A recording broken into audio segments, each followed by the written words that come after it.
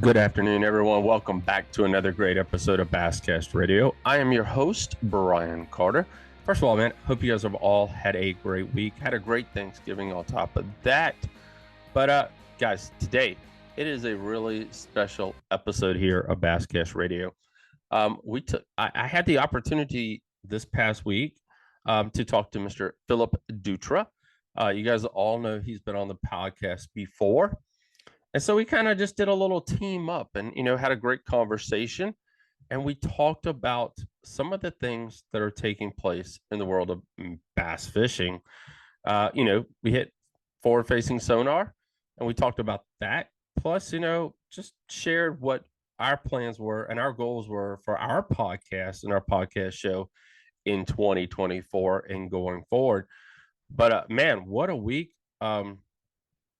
Guys, this coming weekend is the final championship of the Bass Cast Tournament Series on Smith Mountain Lake. Really looking forward to that. 26 boats qualified. Who will win?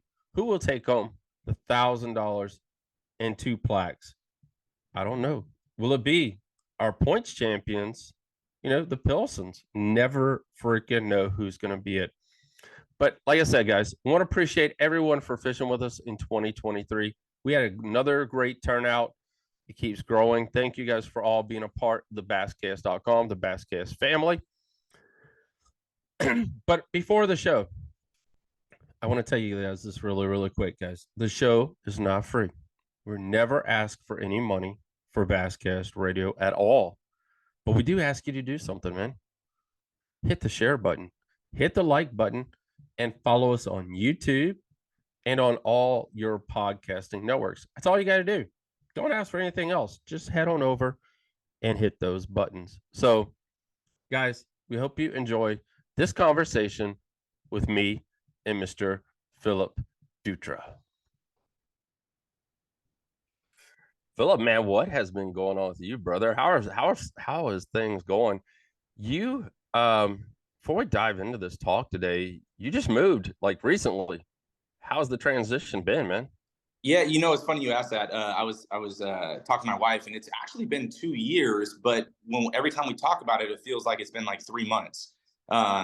It's great. We're loving living in Alabama. We moved from California to Alabama, California Delta to Lake Gunnersville. So 2 amazing fisheries, completely different states. We love the South. We were very blessed that my wife's parents and friend moved out here with us, so we weren't completely, alone and didn't know anybody.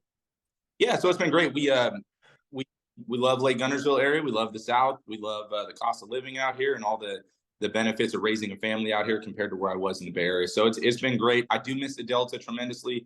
I was just back for a month because I missed it so much. We went back and saw some family and did a bunch of fishing on the Cal Delta. But outside of the Delta, the transition has been smooth, fun, exciting. We love it here. Yeah, I kind of brought up because that for a lot of people that's a big transition. I mean, from California to here. I mean, let's put it together. I mean, you didn't just move around the corner, guys. I mean, he moved states, lots of states away from the some people call it the left coast. Yes. But yes, so you moved lots of states away. So before we talk any more about that, BAM, Bass Angler Magazine has done something, come out. They took over the old Wild Wild West tournament series. I had the tournament director on for BAM, on one of our shows on Basscast Radio show. And, things are coming along pretty daggone good for the West Coast and hopefully, bring West Coast fishing back to its glory days. Yeah. Mark Lassane, who's the owner of BAM, is a good friend, very good friend of mine, fished against him for years. And I really hope it succeeds. I wish him all the best. I want to see the West Coast succeed. Obviously, anybody that's been following the last couple of years, there's been some really, some highs with what Wild West was doing in the Apex and trying to, break into a new era. But then obviously there were some big problems that happened and they kind of fell apart. So that was unfortunate. I hate to see that happen. So yeah, what the West is doing now with Mark taking over and trying to recreate something, and just really try to, like you said, bring the West back, because I'm only 36, but 20 something years ago, the West had big tournaments. Oh yeah, big fields. And then, in the last 20 years, it's really done nothing but decline. And then, Wild West came along and things started to get better. They were drawing 150 boats in pro-ams. They had team circuits. I think they even went into the kayak deal, and then they started. Yeah. So I was excited about that part of the inaugural year on the Apex. And that was a huge growth year for me. And then, unfortunately, some stuff happened, and that's unfortunate. But yeah, I'm looking forward to seeing what Mark's going to do with it, and I fully support him. Obviously, I'm out here, but I fully support him, and I hope it goes well out there. Yeah, Mark, the magazine, having the magazine being around for about a decade now. I mean, over a decade, and being able to mirror the two together, just like here at the basscast.com, mirroring Tournament Trail together with the website. And, he'll be able to do the same thing with that and bring a lot of notoriety to a lot of the anglers out there that don't get the notoriety that they deserve. And, it's going to help tremendously. So absolutely. So here we are, guys. Phillip's got a podcast, Christian Angler podcast, and Basscast Radio here. And so we thought we'd come on and talk about each one of our podcasts a little bit, maybe dive into a little bit of what's happening in the world of bass fishing here at the end before we wrap it up. But Phillip, what made you, during COVID, a lot of people sitting around the house, everybody started a podcast. I mean, the podcasts were like water. I mean, people you never heard of, people, TV. I mean, because they had nothing to do. But you started a podcast, Christian-based podcast on top of that, bringing a little faith into bass fishing. Yep. Let's talk about it, man. Yeah, appreciate it. Yeah, so this actually started really only a couple months ago. The idea came to me about a year ago, just praying one day, and it came on my heart. It was really strong. And really the concept of it and why it happened and how it developed was over, I don't know, I've been tournament fishing for probably 20 years now. One thing that I've noticed, whether it was post-COVID, pre-COVID, was I'm a talker, and I love to talk to people. And when I get people on my boat, I would say 8 or 9 out of 10 times, I love to get to know people and I love to talk to people. And one thing that I've noticed is that people are going through some stuff, and it doesn't matter if you're a fisherman or not. The world is in crazy times, as we know, but more than that, just it's always blown my mind away when you actually open up and get to know somebody in a boat for 8 or 9 hours or whatnot, and you really get to talk to them. And it's blown my mind away the things that people are going through. And I mean, bad, horrible, depressing things. And so I've got to know a lot of people, and my faith is number one. Anybody that knows me knows my faith is number one.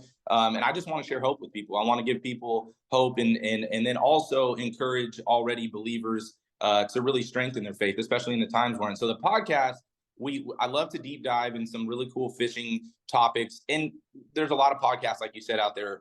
One thing that I want to do to try to differentiate myself is I don't have a lot of people on just interviewing like how you won your last tournament. For me, it's mostly I did just have Randy Howell on. Yeah, I saw that. Yeah, and we instead of talking about necessarily his career or any specific tournament, we took a topic like cranking, and we just went all in on cranking, and it was a conversation back and forth between him and I. And so each episode, not only do I relay faith into it and a really important, strong message that I believe, is on my heart each and every other week. I release the episode every 2 weeks, but also I take a topic and I really like to deep dive in it. I try to want to give somebody something to just deep dive into a subject. It could be anything. It could be the colors of baits. It could be, a technique. It could be whatever. But so that's kind of the focus of it. We've had a lot of phenomenal feedback. I love what I'm doing. I'm doing it because I felt like I was called to do it, and the responses and the messages back have blown me away in the first 7 episodes. And so I'm glad to hopefully make an impact and help people and share the hope that I have that changed my life in Christ. So that's the premise of the podcast. We talk about, you just brought that up right there. Being something different is the key now for podcasts. I mean, there's, like I just said earlier, I mean, I brought up the whole topic. There's so many different podcasts out there, Phillip. I mean, covering so many different topics, and we all go through transitions. And Basscast Radio went through a transition as well. A lot of podcasts talk about, we were that. I mean, I go a lot. We were a tournament podcast show when I first started, and after listening to other podcast shows, I was like, we got to do something different. or we're going to lose a lot of people. We probably lost a few people changing, but at the same time, we got to do something different. There's, like I said, there's the podcast network grew so freaking fast over the last year. It just got crazy, man. So it's glad to hear something different out there. Yeah. Now, and Brian, just for my listeners as well, can you tell me? I met you a couple years ago. I was on your podcast, and I followed you ever since. I did not realize until recently, though, that you have not only that, you have a tournament circuit, you have a website.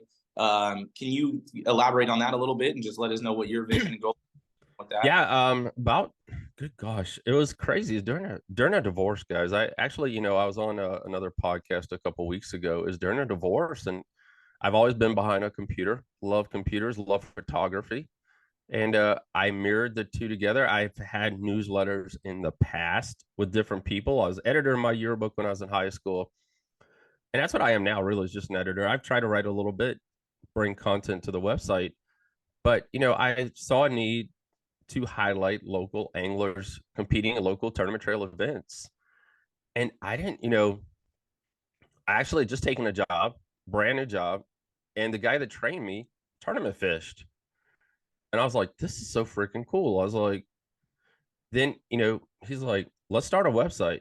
And I was like, all right, let's do it. I mean, I had just come out of like I said, a bad divorce. And I had just come out of a newsletter that I had started that failed. Lady ran off with all our money.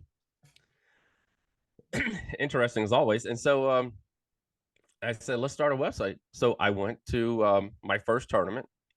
And at the time, I mean, this was Bass Nation of Virginia. We're looking like 200 boats. And I was like, holy cow. I didn't know it was as big as what it is. I mean, a decade later, over a decade later, the community, being a part of it is huge.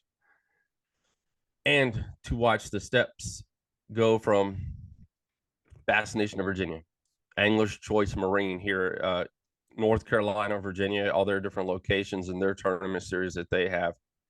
And now the evolution of the CAT, Carolina Anglers Tea Tournament Trail, and so many other little small events sprinkled in. This thing's huge, Phillip. I mean, there was like this window of like, I can't cover them all, but you could be gone every weekend covering a tournament right here within a hour and a half, because that's about where I am. I'm an hour and a half away from Smith Bugs, Lake Gaston, Lake Anna. And so you're in it's real, yeah, in Virginia. Yep. So it was called Central Virginia Basscast. A lot of you guys probably know that when it first started. And it kept getting bigger. It kept getting bigger. And we said, okay, we got to change the name. So we just dropped Central Virginia, put the basscast.com up there. And, it grew to where I met a writer, Bruce Callis, and Bruce started writing for us. So he was my first writer ever. And then I met Alicia Matherly like 3 years ago now, and she helps cover events. So the pieces started coming together, and it was something I never was really into a big hurry to build.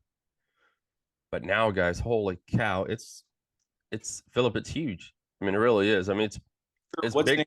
The site? Just so my listeners can know. Thebasscast.com. Basscast.com. Yeah. But yeah, cool.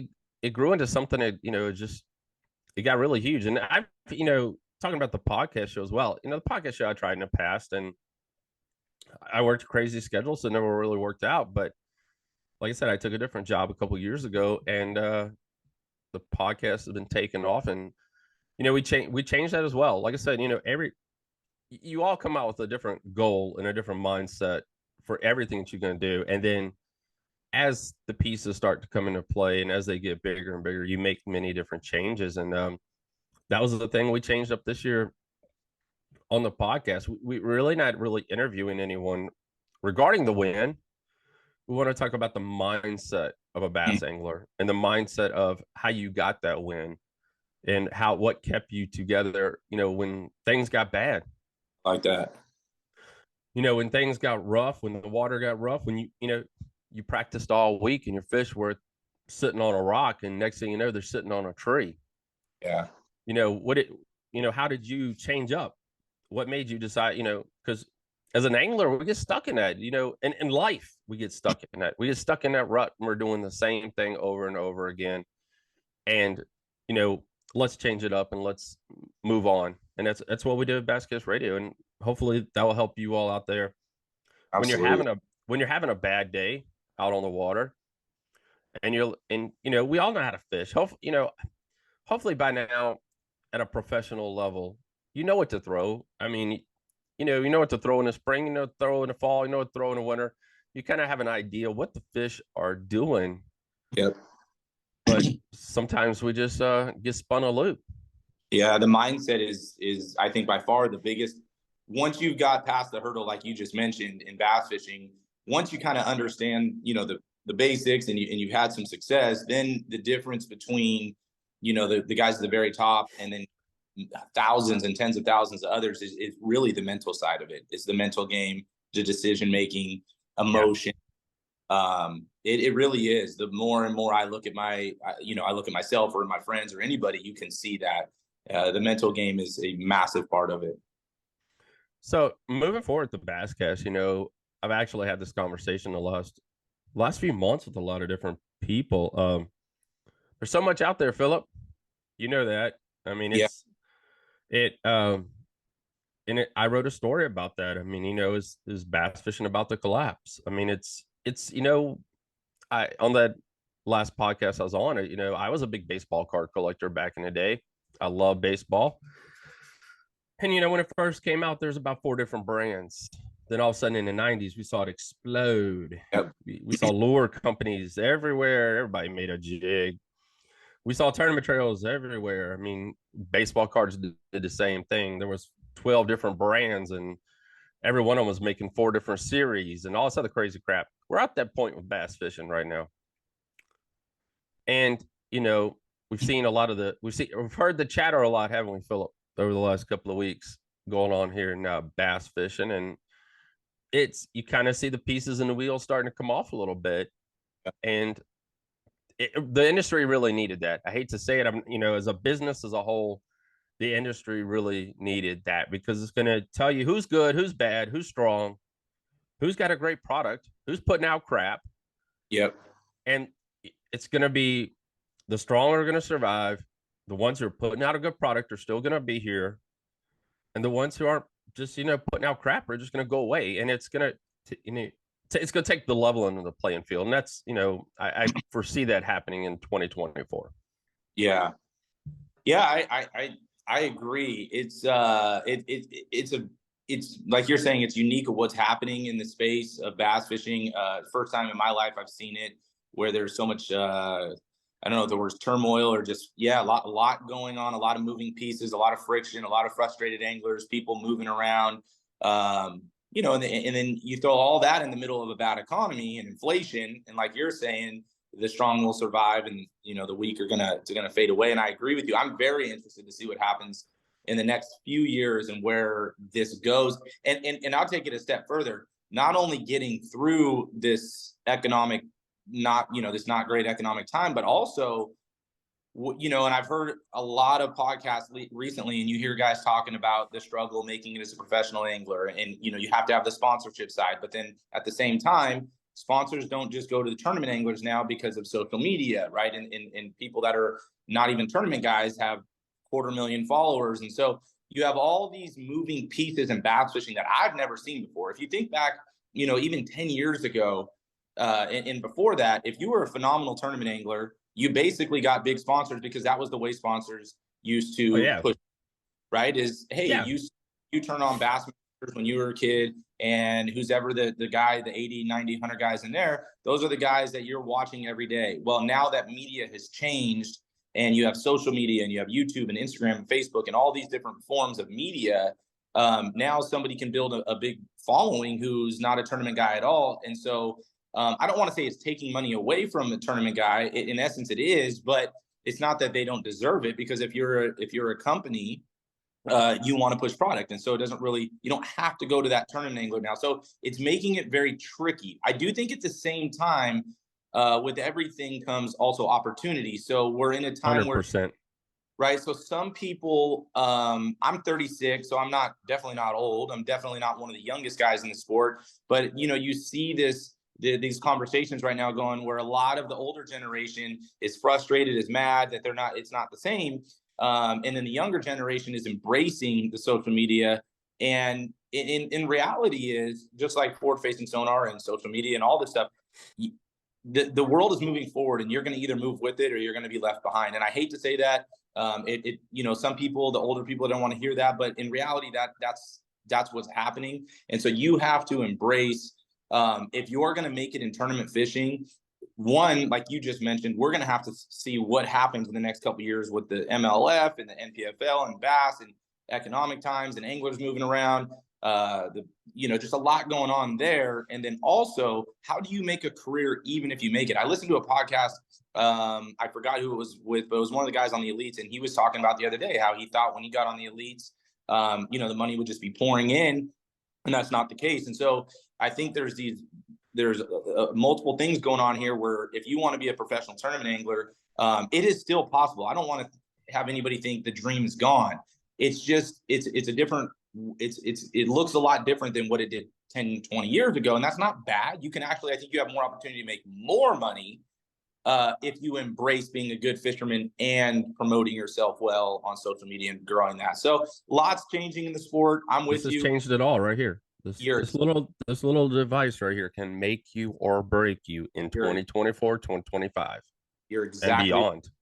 And I have some buddies out west that are hopping on the Bass Opens and doing some things. And some of the best fishermen I know, one of my buddies, and he's a younger guy, phenomenal fisherman, and he's going to, attempt it. And he has all the skill set out there. And I just keep telling him, listen, you have the skill set, but I can promise you with 100% certainty, you will not make it on your skill set alone. If you don't promote yourself and build your social media, it won't work. The numbers don't work, and I'm not this isn't to bash on bass fishing because it's the sport I love, but the payouts are roughly about the same of what they were 20 years ago, right? But the cost of a boat is double, the cost of a vehicle is double, inflation, gas, all that stuff is so much more. So you cannot make it on tournament winnings. I mean, even Jacob Wheeler, the most dominant angler of our time, I heard him on a podcast say that recently.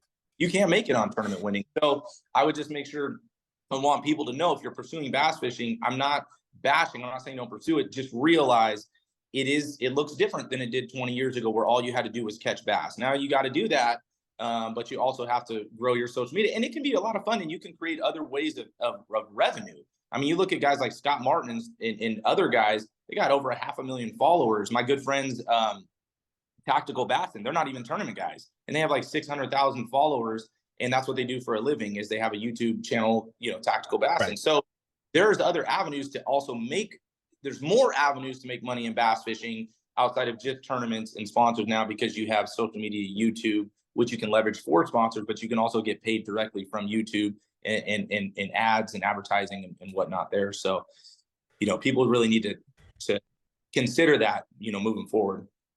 Yeah, that's so true. I mean, like you said, there's so many different ways now in 2023 to make money. I mean, it's funny you bring that up. As a guy hit me up, it's earlier in the year last year, and it was a young dude. And he's like, "We don't have a good tackle store up here. I want to start a tackle store." I'm like, "You're crazy." Yeah. For one thing, I was in retail for a long time growing up, but I said, "You're crazy for one thing, but why don't you record the journey of you deciding this tackle store and put it on YouTube or put it on whatever, and record your journey?" Because people love that. I mean, that's what everybody, we're in that. I mean, you guys see it all the time. I mean, I got one upstairs now watching like reality TV crap. I mean, that's what this is. I mean, people want to see how you got from point A to point B. Yes. And they just eat that up. They love it. I mean, it's just what it is now. Right. You're right. We've brought that into our lives. I mean, and like I said, for you guys who are watching Basscast Radio on YouTube, I mean, the cell phone right here. I mean, it's been good and it's been awful. Both of them at the same time. I mean, it's been good, it's been awful, but I mean, but you can a cell phone and a set of microphones for about $400 and just a little stand to hold it on. Yep. For $500, you can record your life. It's 4K now, people. I know, it's crazy. It's crazy. You're right. For $500, you can get started and have professional audio and then hire a kid to edit your videos. I mean, we all saw that, Phil, we all saw about in the last couple of years, Brandon Polinick got a cameraman with him everywhere. Great cameraman. John Cruz did it for a little while. A lot of the anglers got into it, this recording, having a cameraman on their boat or recording them fishing or whatever, because they knew that they had to diversify. And just like, if COVID didn't teach you guys how to diversify, then you learn nothing. Yeah. Because I'll tell you one thing, I was the only tournament right here in Central Virginia. We kind of did it a little different. We did it a little crazy, but we ran our tournaments.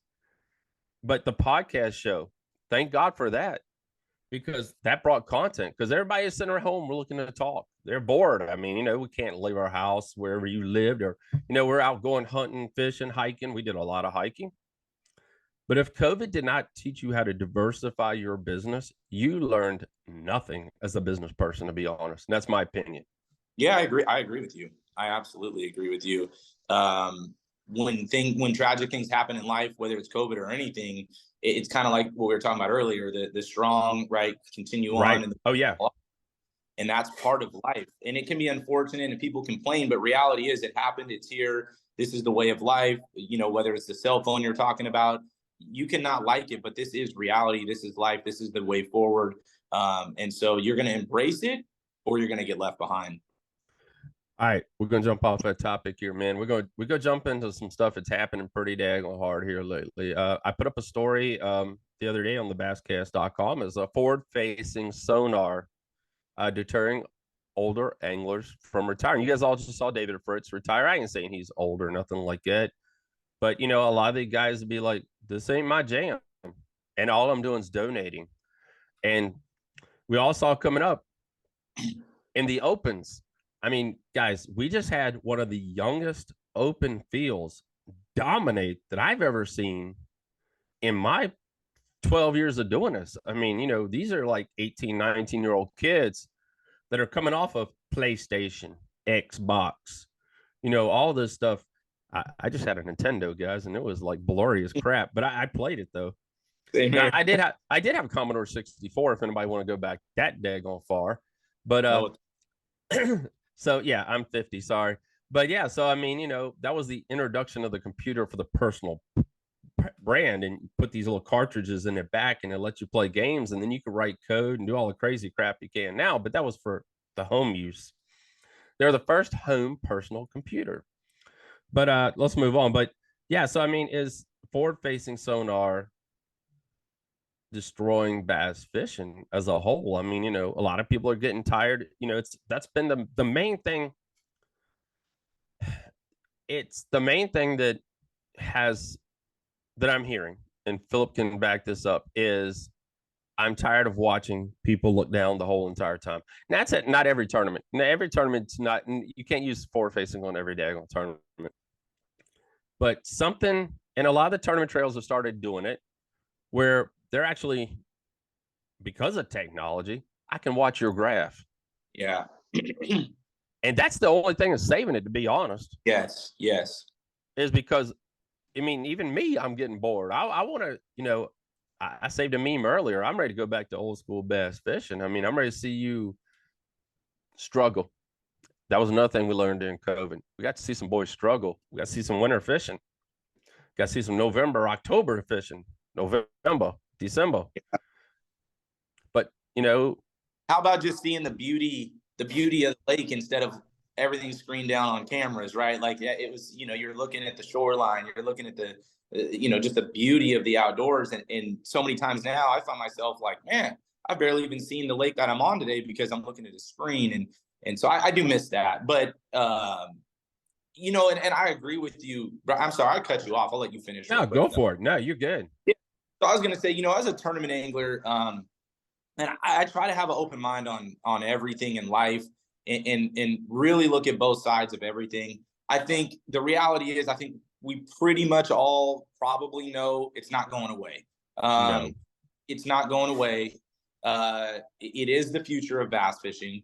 Now, will they potentially limit maybe how many graphs you could have on your boat, because now I'm hearing rumors of some guys having, 7 graphs on. I don't even know how you would do that. And I'm a tour guy, and I've got 5 graphs. I could see maybe one more, which would be insane, but I don't even know how that. So maybe they do something like that. I don't know. But here's the hard reality is it's not going away. I think, and this is, I feel like for myself, again, I'm 36. I've had the Forward Facing Sonar for 4 years. I feel like I'm good with it. I'm not phenomenal. I'm not one of these Drew Gill kids coming up that's just killing it. But I'm also not somebody who hasn't made money on it. So I'm kind of in the middle ground there. I enjoy using it. Here's the takeaways that I think I've noticed in the last couple of years. And I got it. I think I was early on with it. Like I had it a little over 4 years ago, not the earliest by any means, but it was like the year after where all of a sudden everybody had it. And Mark Daniels is a good friend of mine, and he kind of convinced me when I bought my new boat to get it. It was a huge deal. But here's some of the takeaways that I've noticed. When I first got it, I was like, man, it's by far the most powerful piece of technology bass fishing has ever seen to change the game, by far. I mean, you've had side imaging and even 360. Those are great pieces of equipment. You have the new mapping, right, that shows all the contours, which is a big game changer for sure. But those things are great. But when you're watching a fish in live time, it's really crazy. And even in the 4 years, the way guys are accessing and using it now compared to even a couple years ago.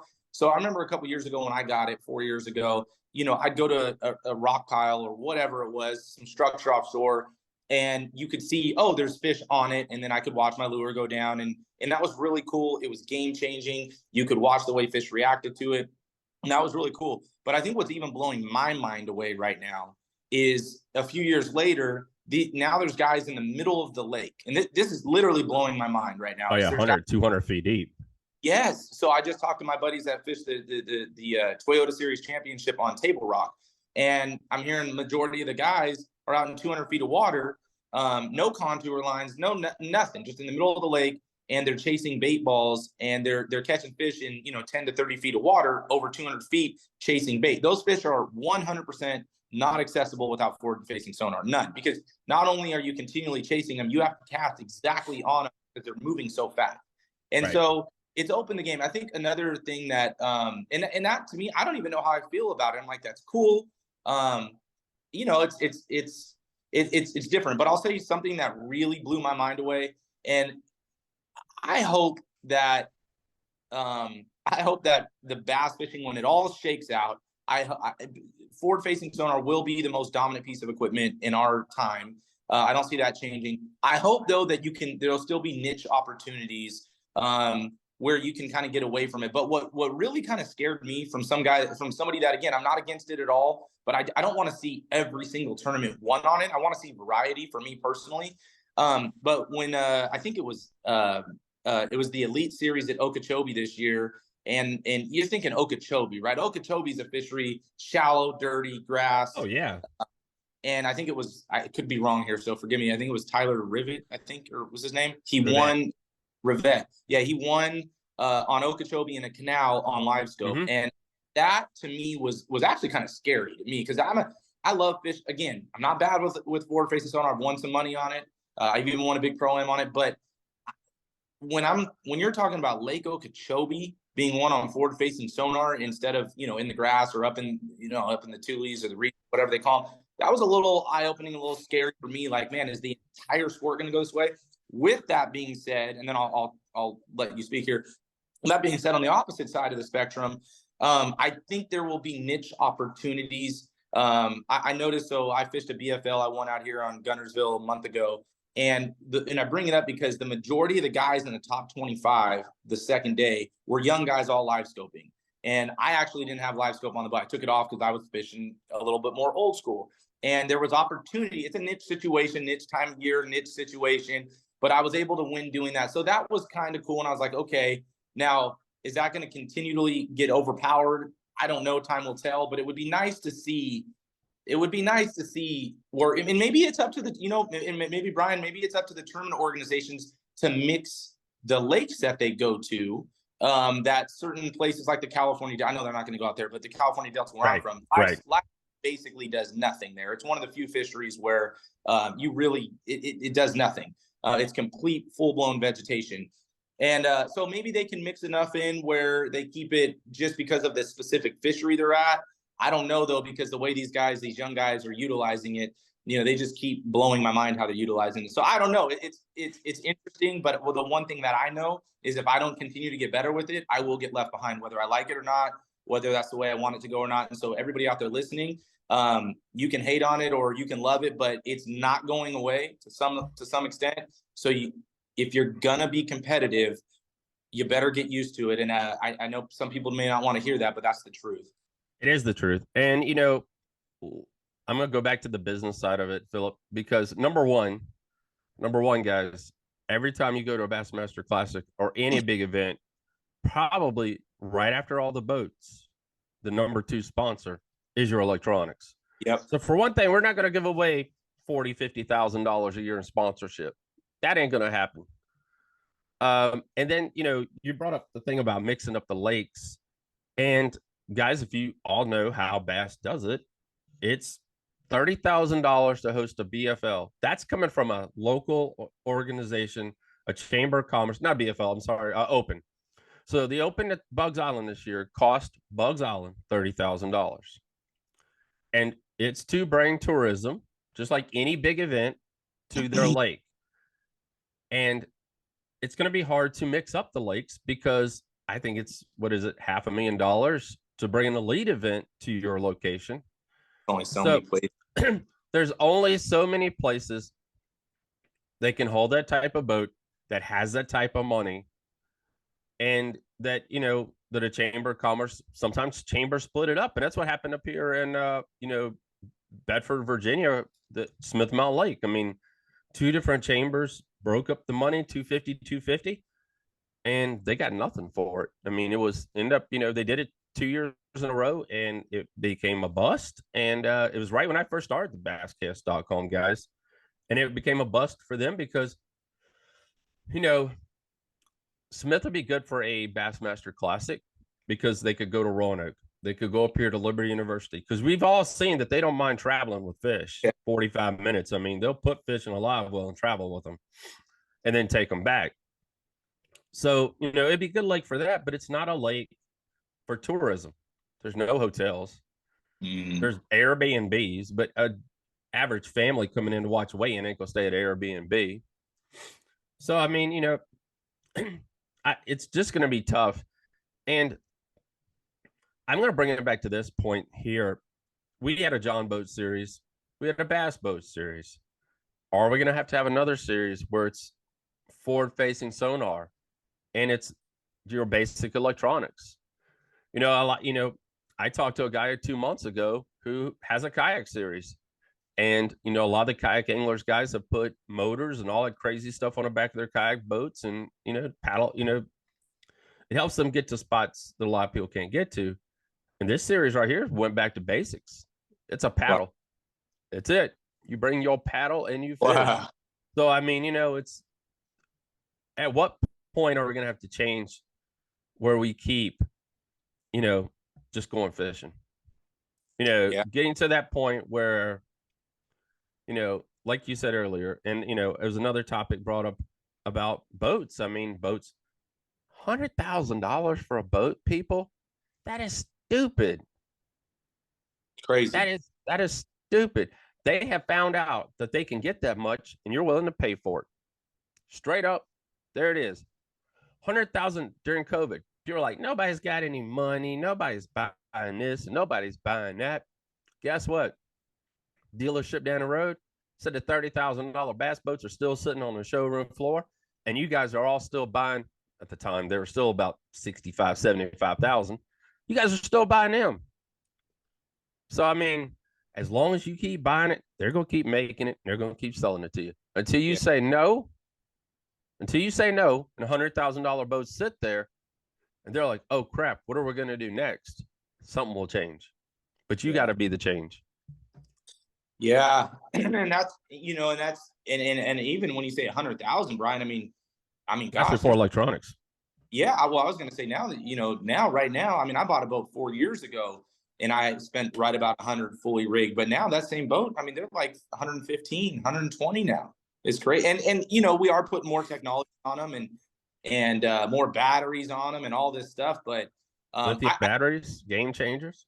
The one thing that scares me for the sport, not even for me, just for the sport, is bass fishing has always been a blue collar sport, right? Anybody can, for the most part, most people. I mean, when I started in an aluminum boat. Yeah, I was fishing little team tournaments, but I started in a 15-foot Valco with ice chest as a live well with the aerator system in it, and went out there and fished on the Cal Delta, and then I got a little Ranger after that, but you're getting to the point where the one thing, and I don't even know what the solution is, but most up until about 4 or 5, 6 years ago, you could go out in a $20,000 bass boat and compete on a team, a team derby, and you compete, and you could compete against a guy in a $70,000 boat, and there wasn't a huge advantage of the $70,000 boat over the $20,000 boat. It looked a lot nicer, it was a lot newer. But the problem now is if you don't have the electronics, the side imaging, the mapping, the forward facing sonar, and all these things, you actually are at a severe disadvantage. So now there's more separation between, and the boats are more expensive. So now it's like, if you're out there in a $30,000 bass boat trying to compete against a guy in a $100,000 bass boat, it's not the dollar, it's what's in the boat, the electronics. Where back in the day, before forward facing sonar and all that, again, I used to compete out of a 1992 Ranger, 18-foot Ranger on the Cal Delta with one little graph in a 150 horse Yamaha. Yeah, I was gonna say probably a 150 on the back of that. Yeah, and I fished out of that thing for like 14 years. I won pro-ams out of it. I won angler, all kinds of stuff. And yeah, my disadvantage was I was going 52 miles an hour, so I was slower than everybody else. But when it came to fishing, those nicer boats, there wasn't much that they had an advantage on outside of it was nicer, right? But now that's not the case.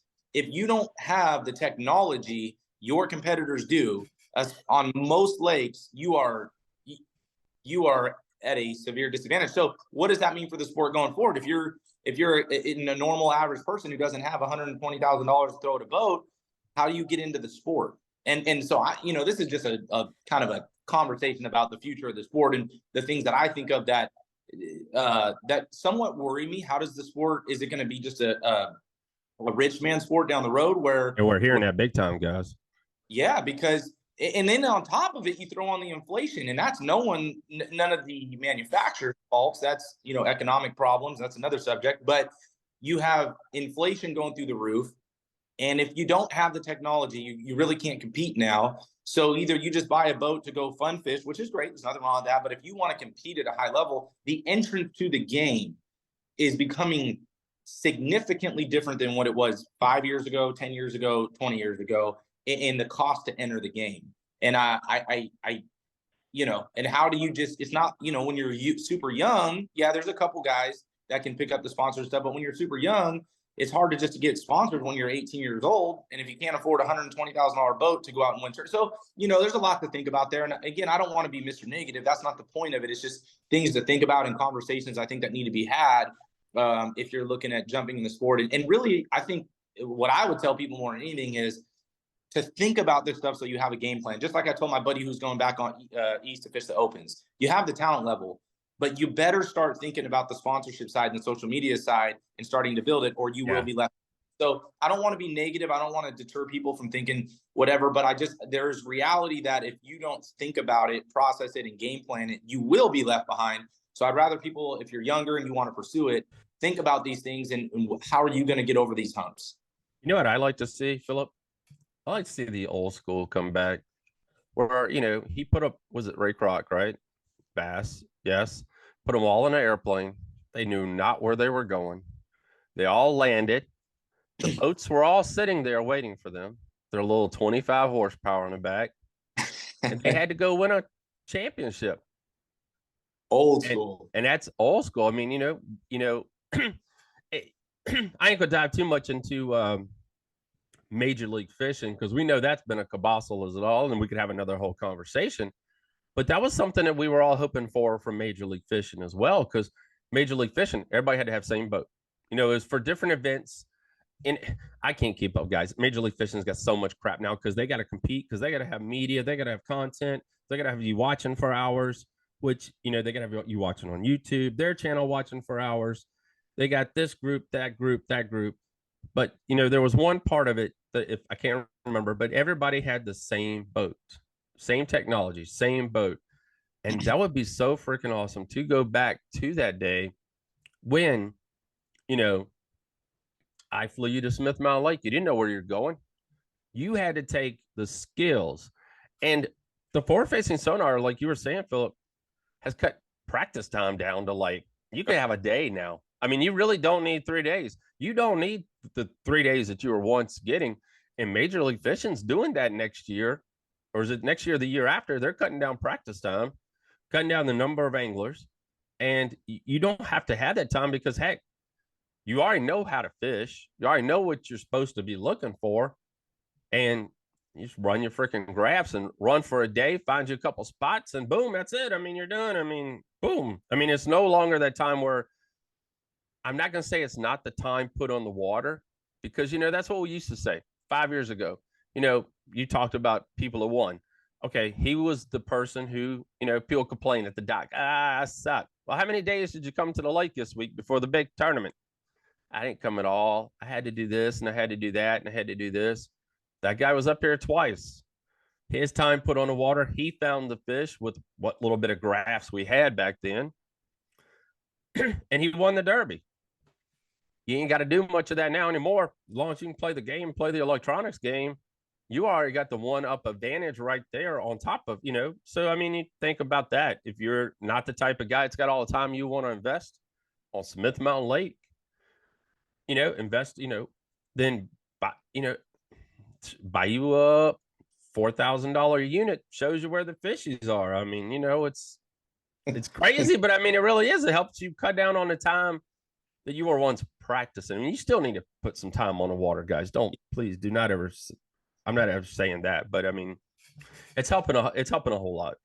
It is. It is speeding everything up, as you're saying. It's speeding everything up. I mean, now it's kind of crazy sometimes, right? You drop the trolling motor, and if you don't see a fish on your live scope, you don't even cast. No. I do miss, I will say I miss the mystery of casting on a piece of structure and feeling that structure and anticipating a bite, but having no clue. Where now you drop the trolling motor and you have your rod in your hand and you look around and go, oh, nobody's there. Don't make a cast. And again, it's the way the sport's going. So as much sometimes as I miss the old school, I miss the natural aspect, the search, the more of a searching, you know, just really trial and error. Much more. I miss Christmas. that, but I ain't gonna cut you off, but Christmas is right around the corner, guys. I mean, it'd be like taking your Christmas presents and running them through the damn X-ray machine. I mean, there it is. I mean, that's what you're doing. I mean, you know, you used to be a little kid and you're shaking like, I don't know what I'm getting for Christmas. And now, you know, we just run it all through the X-ray machine, and now we're seeing it on the bottom of, you know, forward facing sonar. So you know, but like I keep saying to myself too, it's not going away. So no, is the parts of it that I don't like, I have to learn, and I would encourage people, you have to learn, and it's hard to let go if you want to continue the game, competing at the tournament level. And if not, now maybe like you said, it would be cool. It would be cool. I don't know if it's going to happen or not, but it would be cool to see a tournament organization who threw in a bunch of curveballs, like what you're saying. Maybe, you know, you all get the same boat and they do this, and you know, they all have the same electronics, or maybe there's a tournament here or there where they're not allowed to use electronics, and just to mix it up. Will that ever happen? I don't know. Again, they're not going away permanently. I can promise everybody that that's not happening. But you know, and some people talk about, well, maybe a circuit will start up that'll be no electronics, it'll be a certain circuit. I just don't think that's the way of the future. No. Some old timers would like it. Yeah, they would probably get some boats, but I don't think that's the way of the future. And so you have to figure out, and the leagues have to figure out, how do we embrace it? How do we make it fun? How do we make it not boring to watch? And throw some curveballs in there. And you know, so we'll see what the leagues decide to do in regards to that. You know, do they limit how many graphs you can have on your boat eventually? Because like I said, I'm hearing rumors now, some guys talking about 7 grafts or more. I don't even know how you would do that. And I hope for my sake, I'm not a big technology guy. I know how to use it, but that's just cool. I don't, that's crazy. I mean, I like limiting the graft. You pick one graft and you go with it. I mean, Cruz, I didn't mean to cut you off, but Cruz brought it up about a year ago. John Cruz, who's our local professional angler right here in Central Virginia, a great friend of the Basscast. He actually cut his contract with Lawrence because he wanted to run 3 different grafts. Well, a bunch of guys did that, right? And a bunch of guys did that. And yeah, I was going to say a bunch of the guys did it because, you're going to pay me $4,000 and I got a chance to win $500,000. Well, yeah, and now you got, like when I put my boat together 4 years ago, I wanted 360, right? And I also wanted, and at the time, and I'm not sponsored by any electronics, but I feel like Garmin's led the way when it comes to forward facing sonar. But then Humminbirds has really good, mapping and the contours. Yes. And so I didn't do 3, I did 2. I have 4 Humminbirds and 1 Garmin on my rig, but. And I know Justin Lucas is a great friend of mine, and I know he did that a couple years ago too. He broke away and he was running, if he was running 2 or 3, but he has 360 because 360 is a powerful tool. And to my knowledge, only Humminbird has one, or at least that's the one I'm familiar with. And then, he picks his, whatever he feels is the best forward facing, but then you're mapping, side imaging. Some people like, one side imaging over the other. So now you got the mix and match game going on. It's just crazy, man. It's a crazy time in the sport, with the world, the economy, like we're talking about, the electronics. But I would encourage people, man, go out there regardless, because if you just want to go bass fishing, sometimes I like to go bass fishing. I enjoyed in the fall. I didn't have, actually I did have some team tournaments, but for the most part, I enjoyed. I took my graphs off my boat and I said, I want to go old school fishing. I want to look at the bank. I want to look at the cover. I want to, pull out some grass baits and some top waters and flipping. And I enjoy it. Still go do that. I think what we're talking about is more when it comes to if you're going to pursue it at the tournament level. If you're just a guy who likes to go out and bass fish, this really doesn't, if you don't want to invest in the graphs and you just want to go have fun on the weekends, obviously that doesn't change the game. But if you do want to do tournaments, I think there's no question you better get it and you better get good with it, and you got to learn it. And so that's where we are in 2024, going into 2024. We're going to wrap it up right here, everyone. Like I said, it was a great conversation, me and Phillip, about, electronics, the future of the sport. Let's do this again, man. It's very cool because there's so much happening right now in the world of bass fishing. We'll pick another topic and we'll talk about that as well. Guys, make sure you head on over and Christian Angler Podcast. Make sure you give it a follow and a like.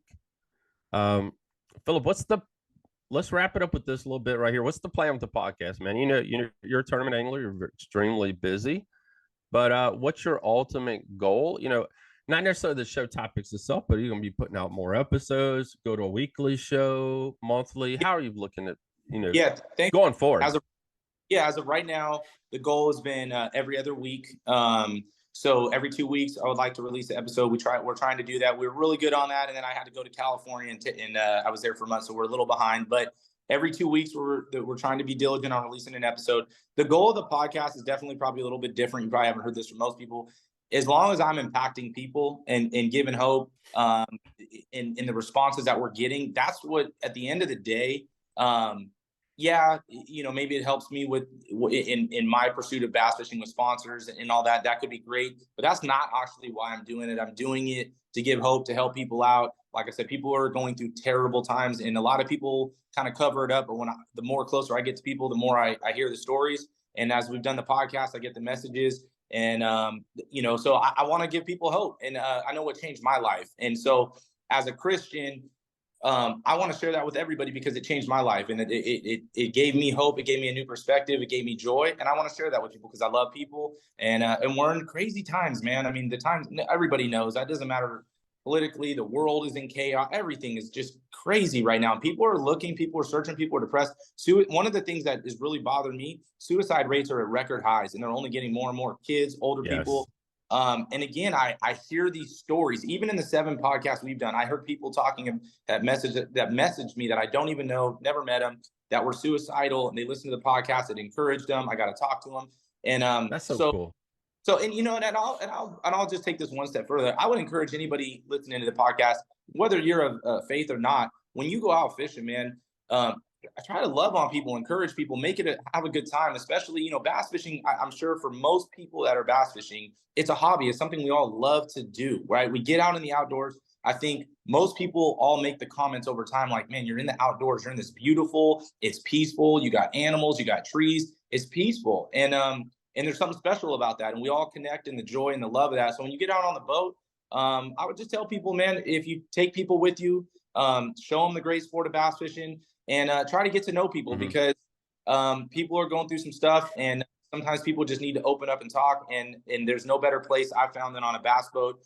For almost 20 years, I've been fishing tournaments. And I'm telling you, 9 out of 10 times when I actually ask people and just talk to people and get to know people, it blows my mind away what some people are going through, and they need to talk to somebody, because listen, again, whether even you're religious or not, man, nobody wants to see our world fall apart.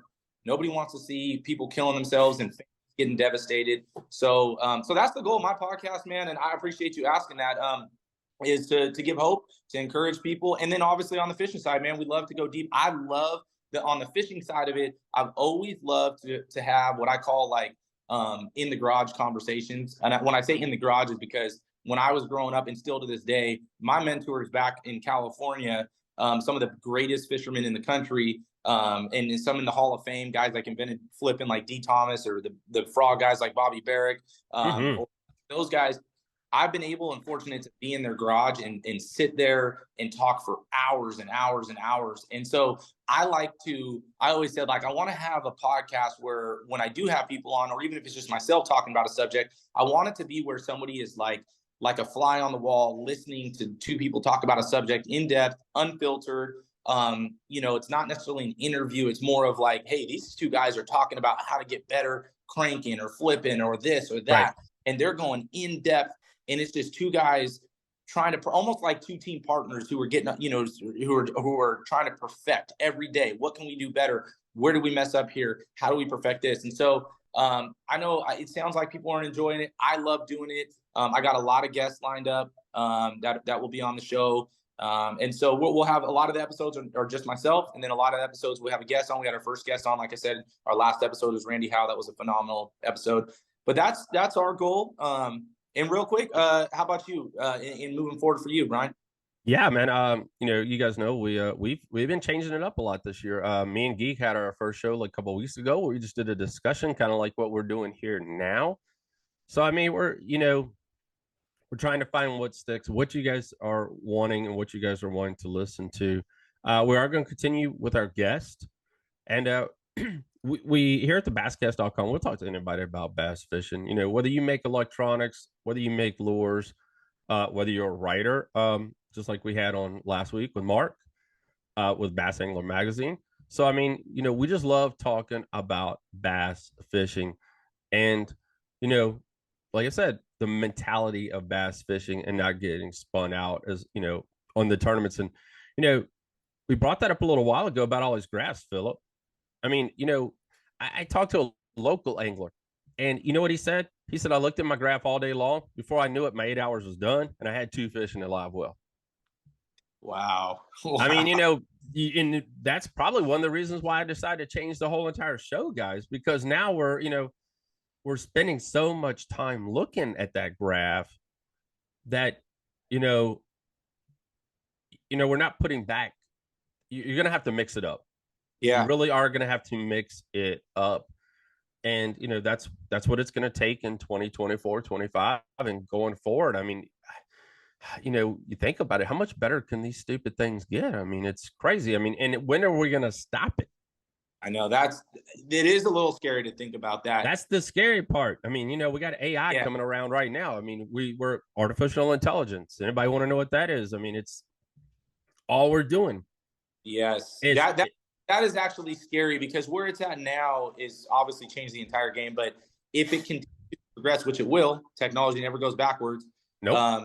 is it going to tell you that's a 7.25-pound largemouth swimming right there? I mean, that's to the point where that wouldn't even be fun anymore to me personally. But yes, and I will say this, I want to say two things before we get off. One is there's always opportunity, and you look at a guy like John Cox, right? And he's kind of bucked the trend, stayed on the bank, and just said, hey, I'm going to basically do no graphs, and I'm going to fish for fish now that are getting unpressured. So there's always that angle too. He's been very successful with it. Obviously, he's one of the best anglers in the country. So there's that. And then the second, I did want to say and comment on your podcast. I love, Brian, the thought and what you said earlier about how you're getting into the mindset. That's something that I know I would love to listen to, and just to separate yourself, the mindset of what's going on in the mind. Because most podcasts, not this is a knock on any podcast, but they just talk about the progressions that somebody went through to win the tournament. But what we talked about in the beginning is, 70 to 80% of bass fishing is mental, right? It's in your head. So I love the idea. I look forward to hearing with you moving forward on that, talking about, I want to get minds and understand what's going on in your head. That to me is way more fascinating than just hearing, the guy going through the progressions of I hit a point and then I hit a log and then this, that, and the other. But so I think that'll be great. All right, guys, make sure you head on over, check out Phillip's. Phillip, plug your social media real quick for rolling out of here, man. Yeah, so the podcast, you can find us on all the major platforms. It's Christian Anglers Media. My Instagram is Dutra Fishing. You can follow me on Facebook as well, Phillip Dutra. Those are the three things that I'm utilizing right now on social media. Eventually we'll probably have a YouTube channel up, but right now we're trying to get the podcast going fluently and everything good there. So yeah, Christian Anglers Media. You can find it on, Apple, Spotify, Google, all the major podcasts. So thank you for that. And how about yourself, Brian?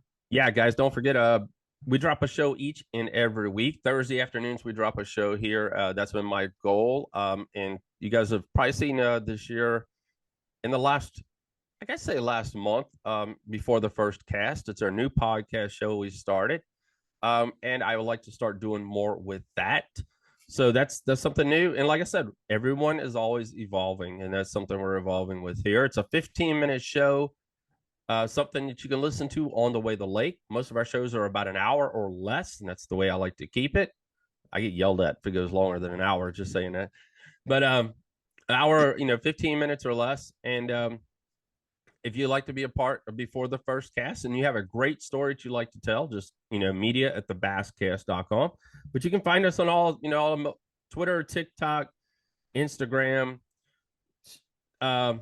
you guys know all of Facebook, everywhere else, basscast.com. And on Facebook and Twitter, there's a page for the show called Basscast Radio. So appreciate you guys all listening today. Hope you guys enjoyed this episode with me and Phillip, just having a general conversation about the sport of bass fishing. That's it for me, man. Thanks for having me. It was good catching up with you. Have a great week, everyone, and we'll talk to you guys next week.